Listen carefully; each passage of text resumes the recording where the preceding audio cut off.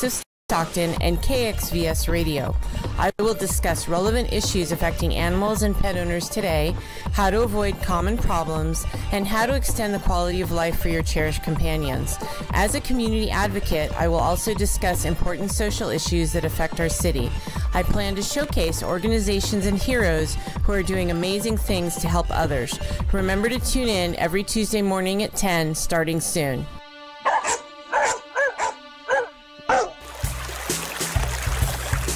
This is Barbara Barragan-Perea with Delta Flows, a radio show by the Voice of Stockton and Restore the Delta. This is the weekly radio show where we discuss everything Delta related: the environment, water management, water quality, farming, history and culture, public events, recreation, Delta food, and the arts. Tune into Delta Flows on KXVS, the Voice of Stockton, streaming live on Facebook and YouTube at KXVS Radio. KXVS, the Voice of Stockton, live. The Voice of Stockton at Stone Soup Studio. KXVS.org. The views and opinions expressed in the following program do not necessarily reflect those of KXVS, the Voice of Stockton, or its parents, affiliates, management, and staff.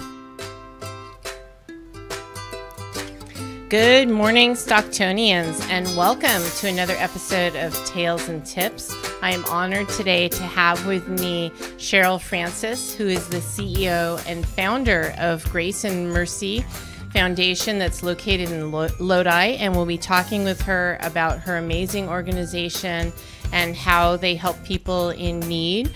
Before we talk about that, I just wanted to remind you that Earth Day is coming up Sunday, April 22nd at Victory Park, starting at 10 a.m. We will have our walk to support science, and I hope that you can come out, and we encourage you to think of every day as an Earth Day, but this is just a special day to celebrate. All right, welcome, Cheryl. Thank you so much for being here today. And thank you very much for having me.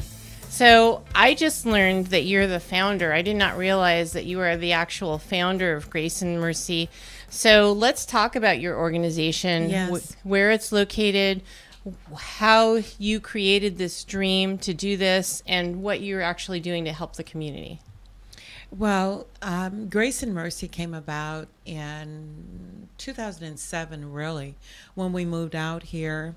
We're from the Bay Area, Concord, California, and at the time, the circumstances were a bit dire because my husband's father was gravely ill.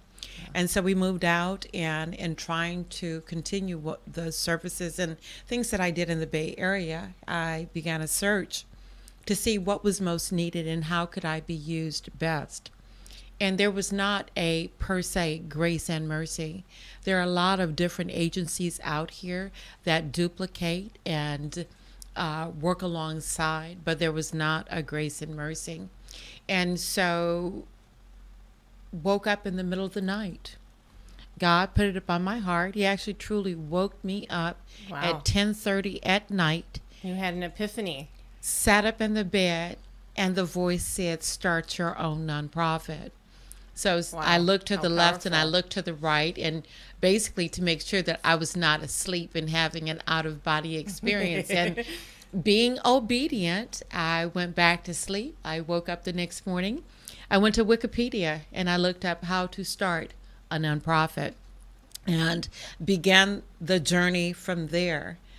Printed out all the pages, did all of the steps, and then to Lodi. I live in the community, and I've always been one that loves to give back. Awesome. And everybody talks about it, but all it takes is that one person. Because if one person does it, another person does it, you have a group, and together you can accomplish a lot. Yes. And so that's the goal. Grace and Mercy, when we founded it, was not necessarily my baby, but it's a way to bring in a group of people to work together. Not just me, but we work with a lot of different agencies, 107 to be exact. Wow. And then the journey began to try to find a location or some place to put, because as you know, real estate is extremely expensive. Yes. So in speaking with my husband, And there's not a lot of places either. There is not. And especially we wanted to be on the east side because there seemed to be a lot of traffic and a greater need. Especially around downtown, the hotels and what have you. And so when I talked to my husband and I talked to him about it, I said, well, what are your thoughts? What do you think? Is this something that we can do? Can we afford for me not to work? Because it's one thing to work, and a lot of us need that salary, but for me, I needed to give. God put it on my heart to give. That's and beautiful. Also going back to a history, you never know why or when God is going to use you. And one of the things that I can reflect on and I understand about how Grace and Mercy God started, just like in the Bible, God uses everyone. And I never knew what my purpose or what he had in store for me was until that night when God woke me up and said, start your own nonprofit. And from then on, I started to see that he had me in Egypt, or he had me in situations per se, so that I can understand, be sympathetic and open to the needs and things that are going on. And the needs might be something small and insignificant to you, but to someone else is great. And so for us to be able to, in any situation, help folks to transition from one place to another, whether it be for a day, for a month, 6 months, or a year, just to be there to help folks transition to whatever it is. So that's basically Grace and Mercy. And the physical needs, food, sustenance, clothing, even though the Bible says do not worry about what you will wear. You know, God takes care of what you will eat. If he can take care of the birds in the field, surely he will take care of his people. And so with that also, we're there to assist and help with those needs as well. Wonderful. Awesome. And prior to coming to this area from the Bay Area, what were you doing work-wise? What trained you to be able to do what you're doing now? Well, I have experience as a senior escrow assistant and executive admin. I am a licensed caterer, and so therefore I have the knowledge to work with food and to know how to glean and to know how to prepare and feed the multitudes. Talk about the loaves of bread and the fish. Wonderful. Truly, we implement that weekly at Grace and Mercy. We should connect you. Chef Tobias has a show on our station as well. We should connect you with her. Maybe she'd like to interview you, because your opportunity in preparing food for people is so unique. Yes, it in is. What you're doing. It is. So tell me, I know you mentioned earlier that there's lots of organizations that you work with and lots of organizations that exist. What is different about Grace and Mercy? For one, we don't have the, how do you say? According to certain rules and regulations that some agencies help, you have to be documented, you have to have ID, you have to have a bill, or you have to have something in order to be serviced.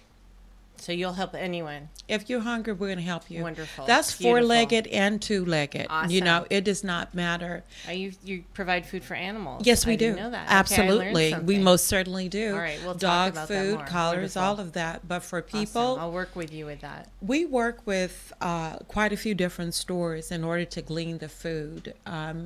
We have services where we pick up from one of the major stores three days a week. We have Panera Bread that we pick up twice a week. That's awesome. Thank you, Panera Bread. Yes, that's awesome. Big Lots. And so our people are eating sustenance. It's not just something being thrown on a plate and served. We carefully use the food that, this is always so funny. One of my favorite shows is Chopped. So it's a little joke for us to see what we have in the walk-in, what we have in the freezer, and what we have in the cooler. So the thing is to take this and turn it into something. Yes. And with that being said, we had a Eagle Scout that came to us last year with the hope of getting his Eagle Scout badge. He and a horticulturist that we know got together. We have a sustainable garden at Grace and Wonderful. Mercy. I was going to ask you on the about property. Yeah, we actually Awesome. grow some of the food that we feed. That's magnificent. Yes. My husband is actually, I know you and I have talked about him being the past director for Gospel Center Rescue Mission, and he's a grant writer there, but he also is a master gardener. Oh. So maybe he can come and help you depending on what you have planted and what you want in your garden to help it work better for you. The gardener or horticulturist that we use You have actually someone. Okay. works with the food bank here, the emergency Wonderful. food bank. They take Awesome. care of the food bank over there. Excellent. So that's the one So thing we have that a we have in connection. common. Great. Yes, we do. Awesome. Yes. Excellent. And the food bank is amazing too. And we'll see if we can reach out to get food for you from there. Absolutely. I was really amazed by several things that you just said.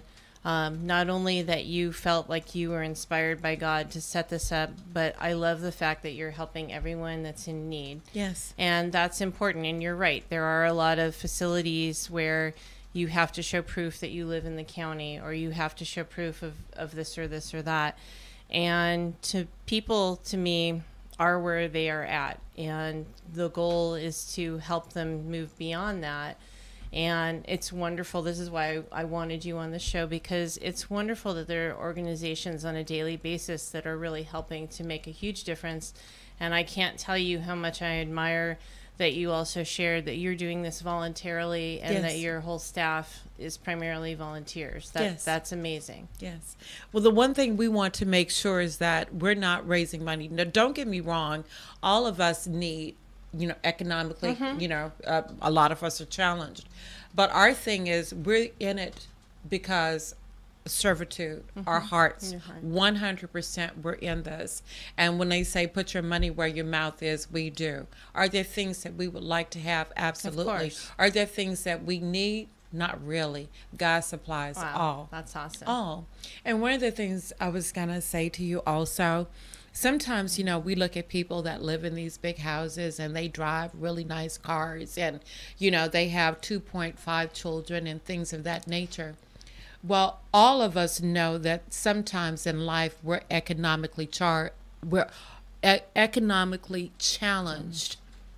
And that's one of the things, whether you are homeless on the street, living in a blanket, or whether you live in that house. Because, see, it's one thing to have that big house, and it's one thing to have that car. And like I even was at an agency, and I heard this person say, well, look at that really nice car that they're driving. They don't need food. If they're sleeping in the car, they do. Need food, yeah. And a lot of people are sleeping in their car, and you'd never know Illnesses, what's going on. the cost of food, the cost of medicine. We have the opportunity to also adopt children from school because school supplies. We had the opportunity to go out and buy school supplies for a family of 5. Awesome. It was ridiculous. It was like, I think $400 and something just for backpacks.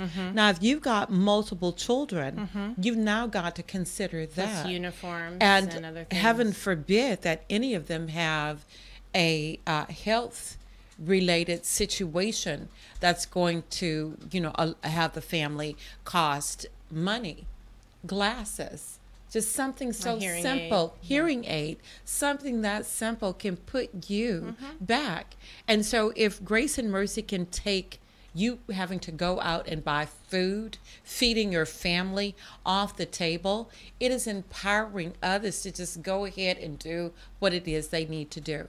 And so that's one of the things too. And each situation is so unique when we have people come. It is on a case by case, person by person. It's not a broad brush. We need to talk to you to figure out where you need to get and the next step you need to make.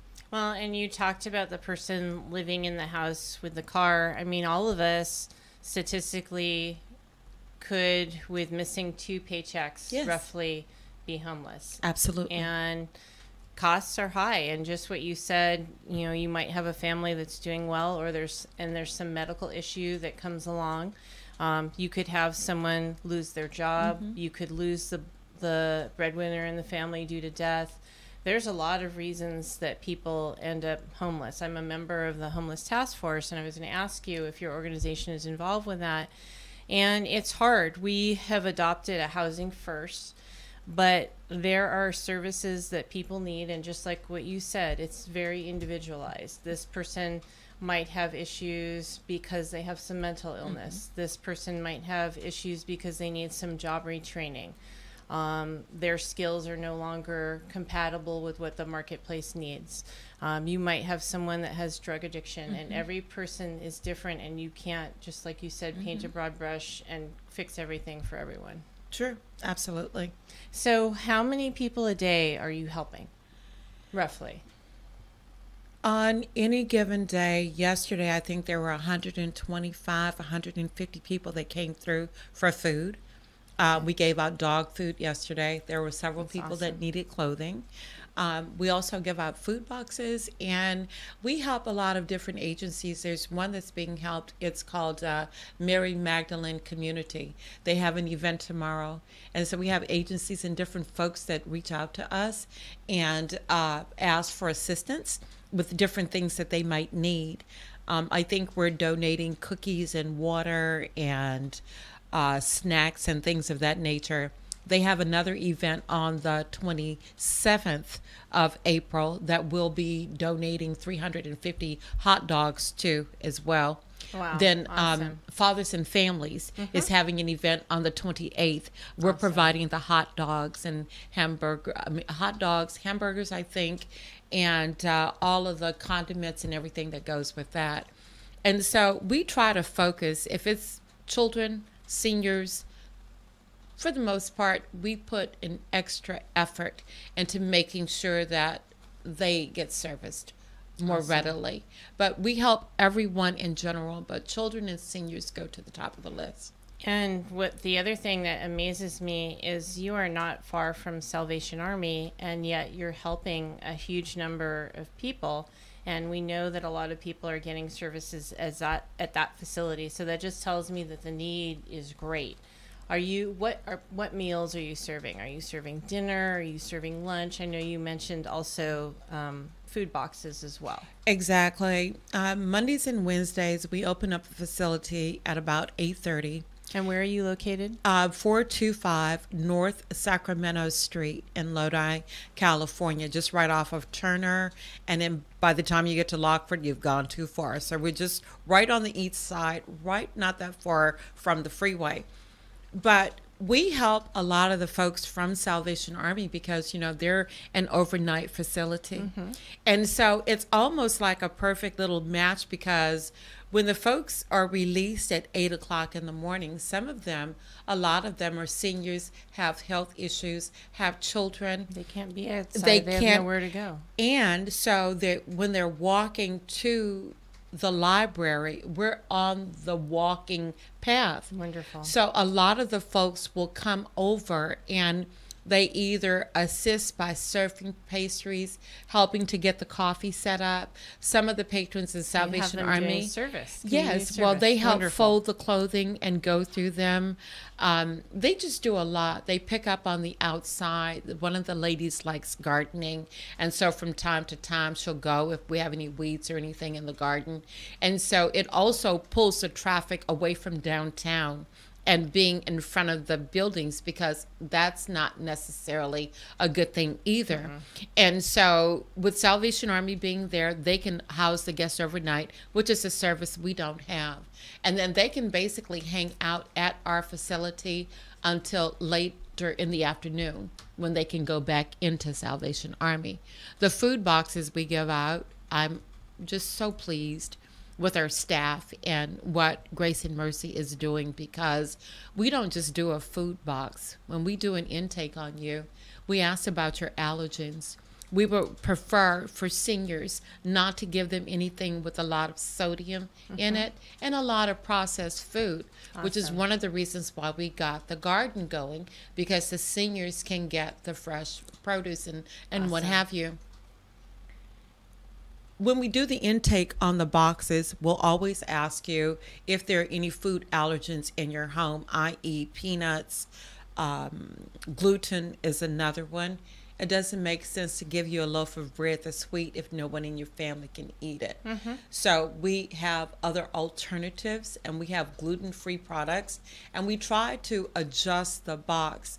We also know that because of the religious beliefs, we can't put pork in some people's boxes, and it's an insult to put beef in some people's boxes. So we want to know who you are. It's just not a production system that's awesome. there. So when you come in, we know. And we even have our people, our clients that'll let us know, well, I have enough of this week. So if you need it for someone else, they're very genuinely sweet, amazing people. Awesome. Yes. That sounds phenomenal that you customize it. We most certainly if people do. have certain nutritional or religious beliefs, that's Yes. awesome. Yes. At your facility for the kids, are you providing any kind of reading or arts and crafts? What are they doing when they're there during the day?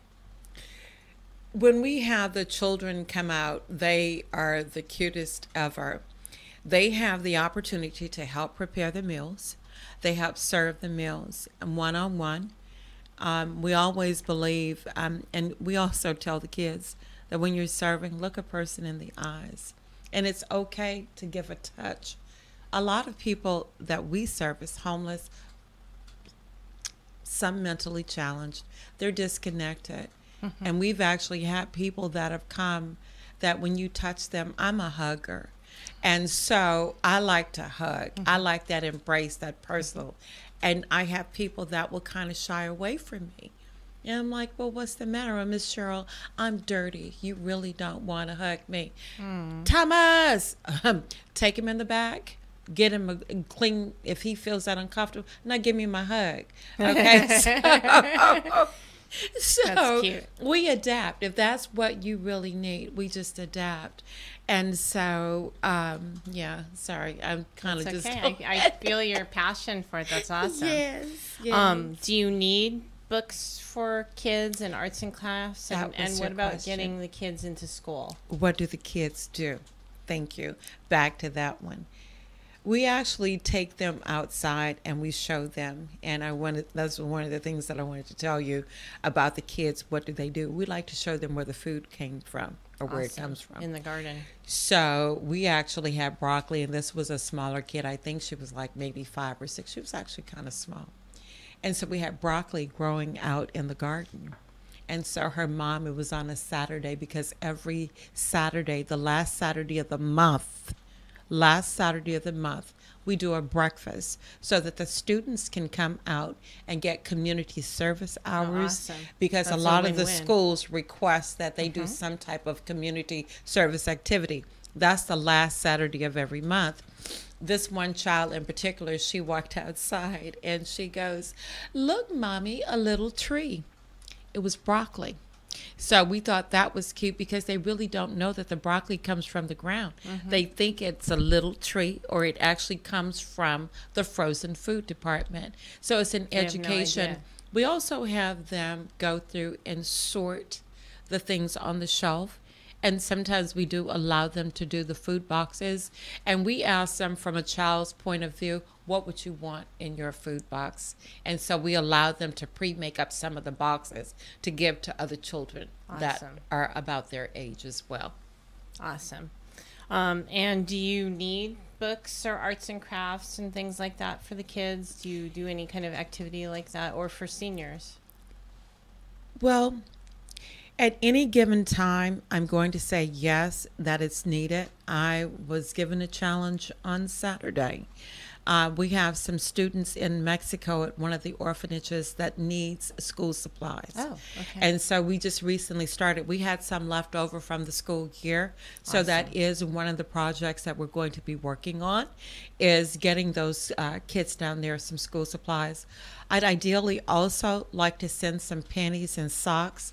We did it last year, and the kids were just in heaven because a lot of them had never really received brand new socks or underwear. Wow. Okay. All right. And you have a golf tournament coming up. Tell We us do. about that. We do. This would be Grace and Mercy's 4th annual golf tournament. Awesome. It is one of 2 events that we have every year to keep our doors open. The golf tournament is going to be at Dry Creek Ranch Golf Course, 809 Crystal Way on May 6th. We have a 1 o'clock tee-off time. We also, that same day, for non-golfers, will have Bunko. Bunko is so much fun. It's a dice game if you've never played. The fun thing that we'll be doing this year is DJ Mullins will be playing live jazz while we're playing Bunko. Awesome. And you get to win some really neat prizes. The golf course is beautiful, so the scenery is going to be great. Bruce Salisbury will be preparing the food for us that day. He's an amazing caterer out of Lodi. Awesome. And you said there's a raffle. Yes, there are raffles. And is there space still to play golf? Absolutely. We still have spaces for both the Bunko and for golf. Great. How do people sign up for that? Well, you can give me a call at 925-864-0183 or go to our website, www.grace, Grace, the letter N, Mercy, MERCY, Lodi.com. And you'll be able to purchase tickets there. There's also still room for sponsorship. And if you go to the website, you'll be able to find out all about it. And that's the way that we're able to excel, is by getting sponsors to come behind us or come alongside of us and support the activities that we do. Awesome. And how much is it to play Bunko? How much is it to play golf? And then give the website and your phone number one more time. The Bunko tickets are $115. That includes your golf court, your food. It includes all of your activities for the day. For the Bunko players, it's $30. Not only does it include the lunch and the beverage, but at about 5 o'clock, one of the local wineries and really talented caterer that I work with will also be doing wine and food pairing at about 5 o'clock in the evening. And that's also included while we give out the prizes from the winners of the golf. And I know this is really important, they tell me. It's a 1 p.m. shotgun, 18 holes, and it's a 4-player scramble. Golfers, you know what that is. So we'd love to see you. Awesome. And what's the website and your phone number one more time? www.grace, the letter N, Mercy, Lodi.com. Telephone number is 925-864-0183. And once again, that's Sunday, May 6th at the Dry Creek Golf Course. All right. And what time does the Bunko start? You talked about the Bunko starts golf. at 2 o'clock. Okay. So we're going to kind of stagger them in and out. We Perfect. expect it to be a wonderful day with lots of activity. Awesome. And it sounds like a great event for a great cause. Yes. So hopefully some of our listeners are interested in participating, not only to enjoy the day, but to help to support the wonderful work that you're doing. How did it come about that you were featured recently in the Record? And talk about what that has done for you as well.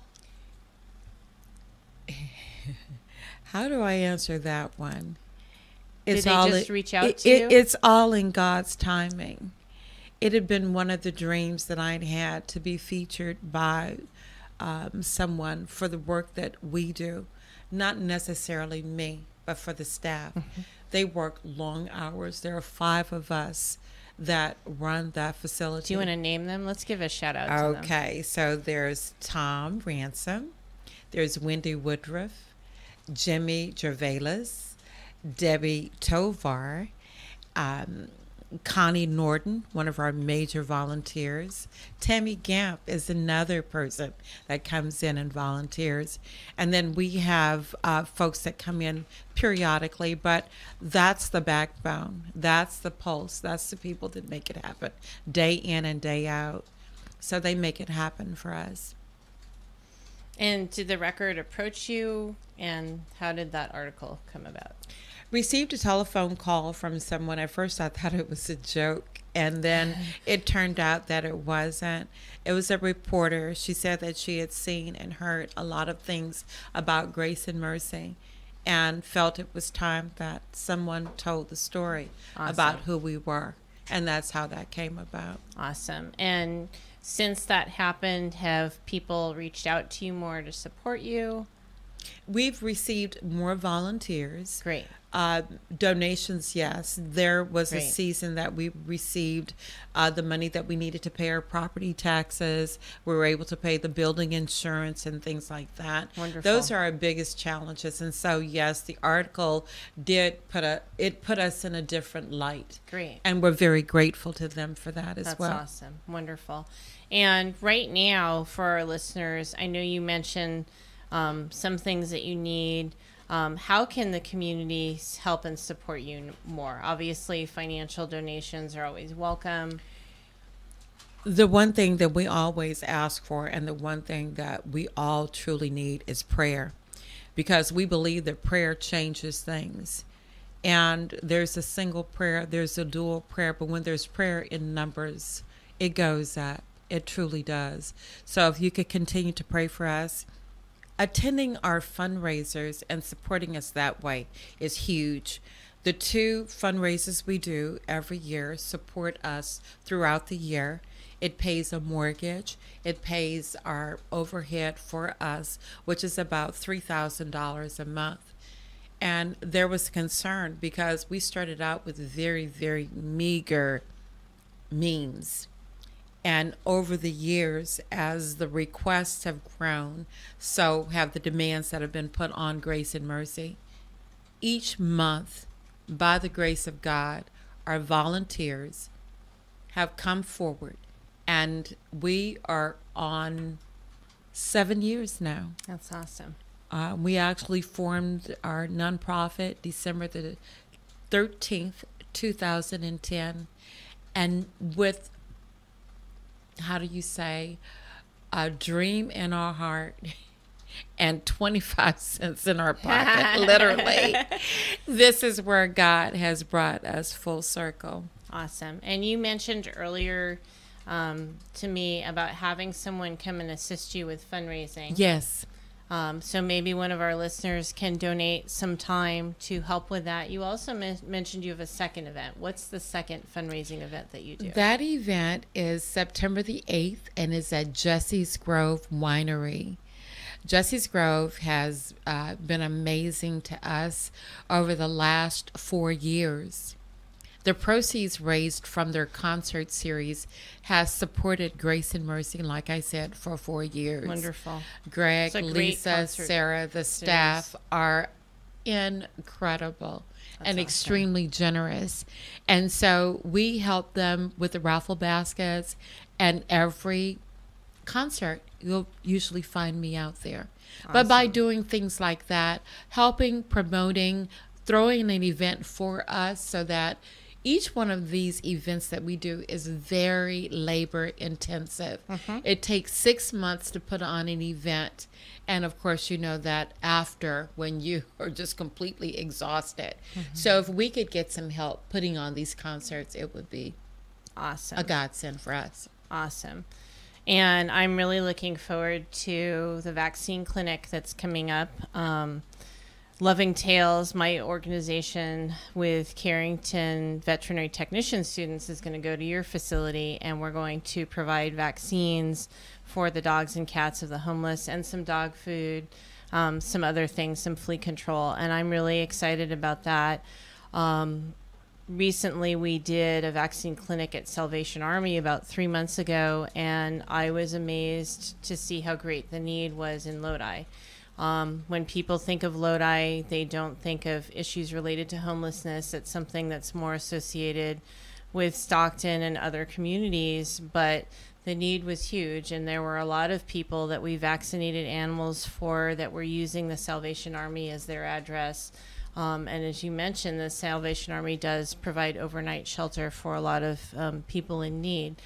And so I'm hoping that we can make a big difference for your clients and people in the surrounding areas to protect their animals, help them to be protected. Dogs primarily from parvo. We're worried about that because that's something they can die from, but also rabies, which is an issue that's spreadable to people. Exactly.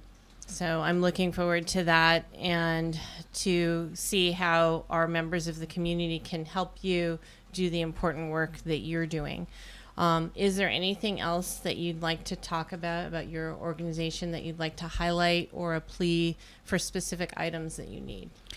The most important thing that I would like to do is thank all of our patrons, thank our donors, thank our volunteers, because without them, Grace and Mercy would not exist. There but for the grace of God go I, and it's His mercy that sustains us. And the one important thing that I want a lot of people to understand, recognize, and realize is that a lot of homeless people are not there by choice. Some of them are. They have the same feelings, the same heart, the same hurt that any of us do. Addiction is addiction, and it takes our people far, far away from where they should be, where they need to be. I have the honor of watching people in addiction come out on the other side.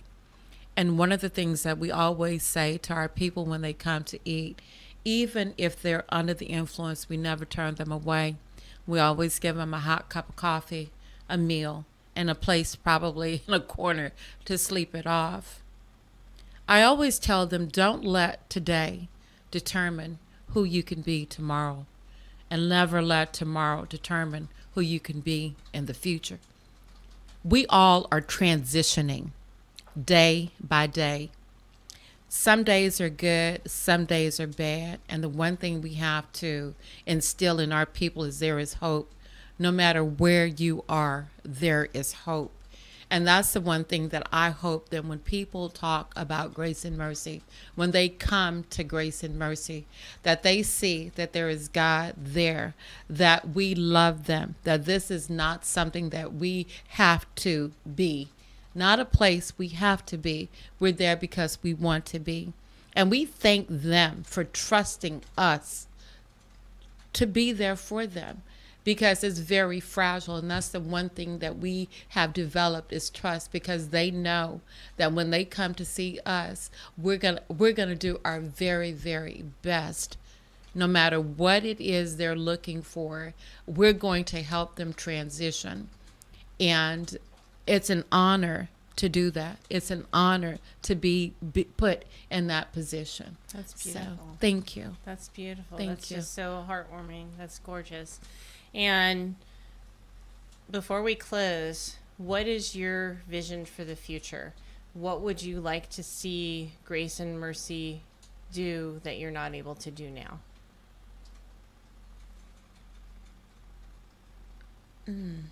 More of what we're doing now. We've almost outgrown the building, and when we first got the building a few years ago, it was a friend that is carrying the note for us.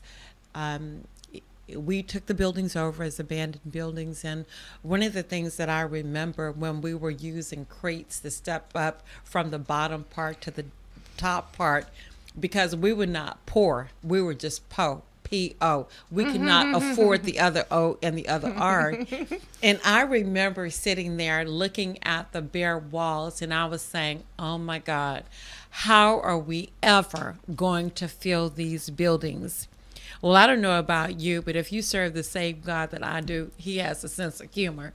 And so He has come through with exceeding abundance is the only thing that I can say. So now we're feverishly trying to get rid of things as they come into the building, because we have filled up all of those spaces.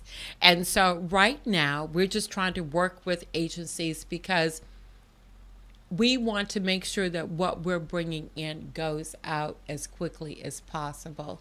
So if there are any agencies out there that would like to connect with us to glean from us, and we have a shares program.